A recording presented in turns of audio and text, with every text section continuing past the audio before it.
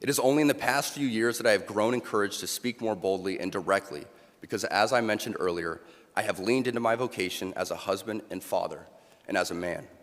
To the gentlemen here today, part of what plagues our society is this lie that has been told to you that men are not necessary in the home or in our communities. As men, we set the tone of the culture, and when that is absent, disorder, dysfunction, and chaos set in. This absence of men in the home is what plays a large role in the violence we see all around the nation.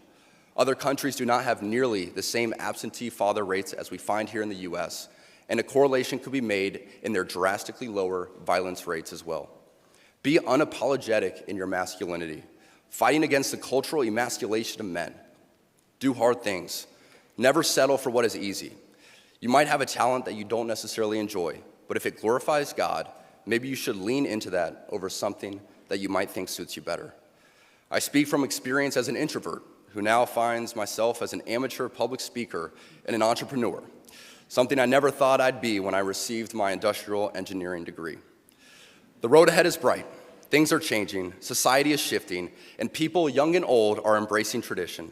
Not only has it been my vocation that has helped me and those closest to me, but not surprising to many of you, should be my outspoken embrace of the traditional Latin Mass.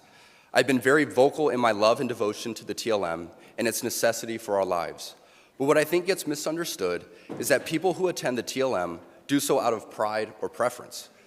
I can speak to my own experience, but for most people I have come across within these communities, this simply is not true. I do not attend the TLM because I think I am better than others, or for the smells and bells, or even for the love of Latin.